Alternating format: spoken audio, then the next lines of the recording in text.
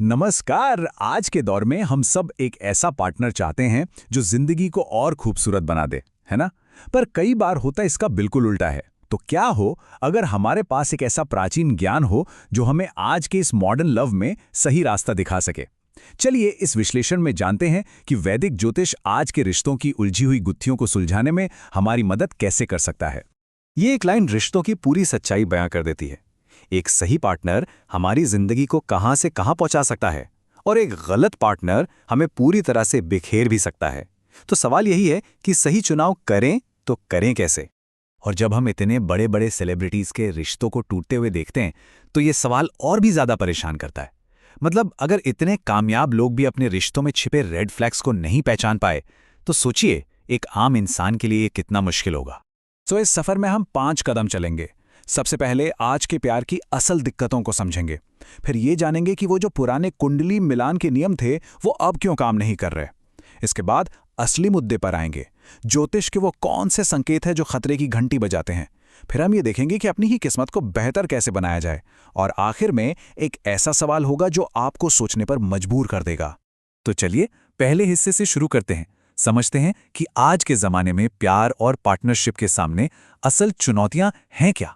देखिए, किसी भी रिश्ते का असली मकसद तो यही होता है कि दो लोग एक दूसरे का साथ देकर जिंदगी में आगे बढ़ें, सुकून पाएं।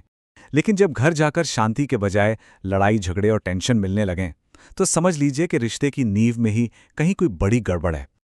अब आते हैं इस विश्लेषण के सबसे अहम तर्क पर कि वो जो पारंपरिक तरीके हैं ना कंपैटिबिलिटी चेक करने के, वो अब पुराने क्यों हो गए हैं।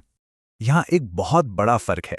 वो जो गुण मिलान वाला सिस्टम था ना, वो उस जमाने के लिए ठीक था जब लोगों की लाइफस्टाइल बहुत अलग थी। आज की दुनिया में सिर्फ 36 में से 28 गुण मिलाने से बात नहीं बनती। अब जरूरत है किसी की एनर्जी और उसके लाइफ पाथ की गहरी समझ की। आपको एक उदाहरण देता हूं। नाड़ी दोष के बारे में सबने सुना होगा। ये नियम इसलिए बनाया गया था ताकि जेनेटिक डाइवर्सिटी बनी रहे। मतलब लोग दूर दराज के गांवों में शादी करें। लेकिन आज तो लोग एक ही शहर, एक ही मोहल्ले में शादी कर रहे हैं, एक जैसा खाना खा रहे हैं। तो इन पुराने नियमों का जो साइंटिफिक आधार था वो ही खत्म हो गया है। चलिए अब इस विश्लेषण के सबसे दिलचस्प हिस्से में चलते हैं। देखते हैं कि वैदिक ज्योतिष की मदद से किसी की कुंडली में छिपे रेड फ्लैग्स को कैसे पहचाना जा सकता है। वैदिक ज्योतिष में एक बहुत ही पावरफुल टूल है जिसे नवांश कुंडली कहते हैं। इसे आप किसी के रिश्ते का एक्सरे समझ लीजिए। यह सिर्फ शादी की कुंडली नहीं है, बल्कि किसी की पार्टनरशिप की अंदरूनी सच्चाई का आईना है। और इसमें भी जो पहला घर होता है, जिसे लग्न कहते हैं, वो शादीशुदा जिंदगी की पूरी कहानी बता देता है। तो कौन से ग्रह हैं जो खतरे का सिग्नल देते हैं? अच्छा, अगर किसी के नववंश के लग्न में शनि बैठा है तो ये अक्सर मजबूरी में या किसी दबाव में हुई शादी की तरफ इशारा करता है। मतलब रिश्ता एक बोझ बन जाता है, खुशी नहीं। अगर वहां बुध है तो ये इंसान के अंदर से शादी करने की इच्छा को ही कम या खत्म कर सकता है। और केतु तो वैराग्य का ग्रह है। ये पार्टनरशिप में एक गहरी अरुचि पैदा कर देता है, जहां इंसान साथ होकर भी अकेला महसूस करता है। इसी तरह अगर पहले घर में मंगल बैठा है तो ये रिश्ते में ईगो और झगड़ों को हवा देता है, जो आगे चलकर लीगल मामलों तक पहुंच सकते हैं। और सबसे हैरानी की बात, बृहस्पति, जिसे हम सबसे शुभ ग्रह मानते हैं, अगर वो यहां है तो हो सकता है कि शादी सिर्फ समाज या परिवार को दिखाने के लिए की गई है और अंदर से रिश्ते में कोई खुशी या तालमेल है ही नहीं। अब ये सब सुनने में शायद थोड़ा कॉम्प्लिकेटेड लगे, लेकिन एक रियल लाइफ एग्जाम्पल से सब कुछ शीशे की तरह साफ हो जाएगा। चलिए जॉनी डेप और एम्बर हर्ड के उस फेमस केस पर एक नजर डालते हैं। ज्योतिषीय विश्लेषण से एक बहुत ही हैरान करने वाली बात सामने आई। जॉनी डेप और एम्बर हर्ड दोनों की ही कुंडली में प्यार का ग्रह यानी शुक्र कृत्तिका नक्षत्र में बैठा था। इस नक्षत्र की एनर्जी रिश्तों को काटने या तोड़ने वाली मानी जाती है। अब जरा सोचिए, जब दोनों ही पार्टनर्स की कुंडली में एक जैसी डिस्ट्रक्टिव एनर्जी हो तो उस रिश्ते में टकराव होना तो लगभग तय ही है। तो ठीक है, हमने समस्या को पहचान लिया। अब बात करते हैं समाधान की। दूसरों की कुंडली में झांकने के बजाय हम खुद को कैसे बेहतर बना सकते हैं।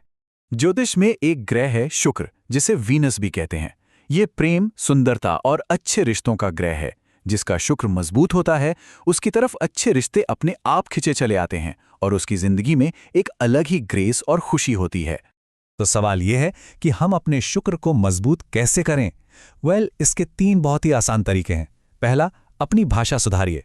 शुक्र ग्रह को कड़वे शब्द और किसी की बुराई करना बिल्कुल पसंद नहीं। दूसरा, अपनी प्रेजेंटेशन को बेहतर बनाइए। अच्छे साफ सुथरे कपड़े पहनना, खुद को मेंटेन रखना, ये सब सीधे शुक्र की एनर्जी को अट्रैक्ट करता है। और तीसरा, अपनी संगत चुनकर बनाइए।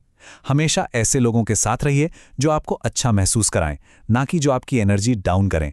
और एक बहुत ही शक्तिशाली तरीका है जिसे अक्सर लोग नज़रअंदाज कर देते हैं, हमारे खाने की आदतें।